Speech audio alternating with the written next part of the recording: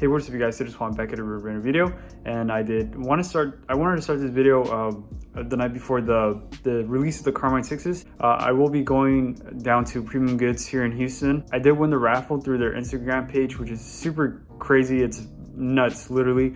I won their bulk gold raffle back in January, which is super dope. I still have them sitting there. They're dead stock. I have not worn them. But anyways, shout out to Premium Goods here in Houston. Shout out to you guys. Thank you very much for blessing me with this W. I never really win anything, so for me to win a raffle is very crazy.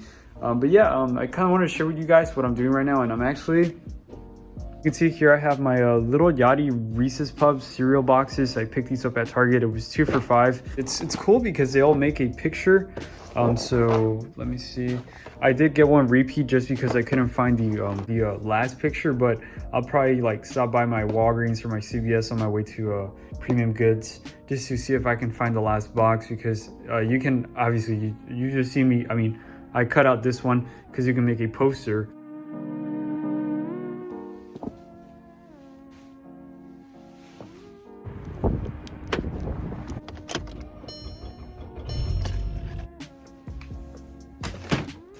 So here we have the shoes, and this is my receipt right here. I paid $216, as you can see.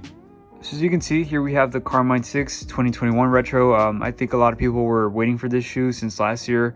I think we heard rumors way back in 2019. For those who have the 2014 pair, it's pretty much the same thing. The leather feels exactly the same. It's very plain. It's very stiff as well, and it feels very like plasticky. It feels kind of vinylish. It feels like a fake leather, but I could be wrong. It's probably real leather. And as you can see, if I kind of scratch the cuts of leather, they kind of like come up, I guess. So you can see little grains of suede or leather.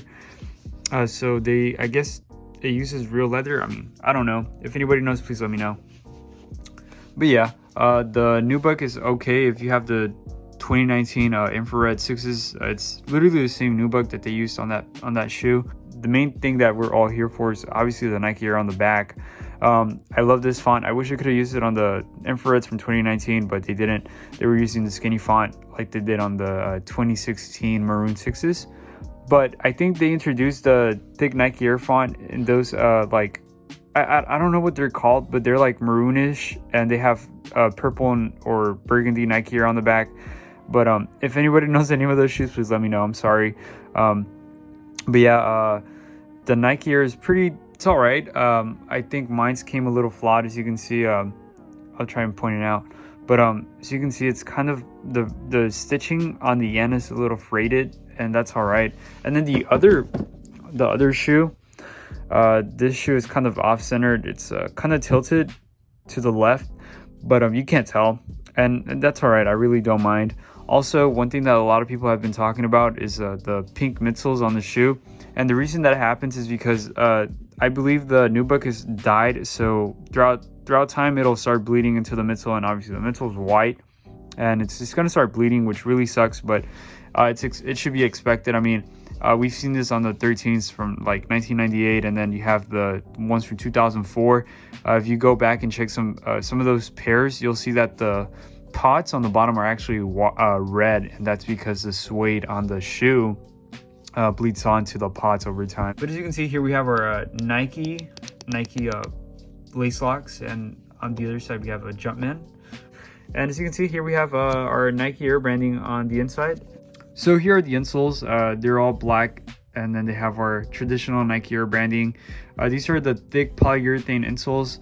I'm a very big fan of these. It makes the shoe, I guess, a little bit more comfortable, and it also gives you it kind of like gives you less room, and it makes the shoe a little bit more snug since the insoles are more thicker.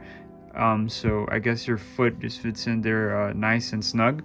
And again, I'm a very big fan of this. I wish they did this for every single retro, but I can kind of see why they don't do it. I mean, I guess it kind of takes the OG away from the shoe, and I guess it costs a little bit more to produce these, but who knows. Also, one thing to note out, my pairs, they're not as icy as I wanted them to be. They're more so of just plain ice, and that's okay. I know a lot of people like that plain clear outsole, and I mean, that's okay, but I really don't like it because in the long run, it's just gonna oxidize through a couple wears. But again, it's just personal preference. Again, nothing crazy about it. And as you can see, I don't know if you can tell, but my shoes have a slight pink hue to them. And again, I don't really care about that. I don't know if you can tell, but I mean, yeah, my shoes have a slight pink hue to them, and that's okay. I really don't care about it. So that was pretty much it, guys. I hope you enjoyed the video. Let's get straight to the on foot.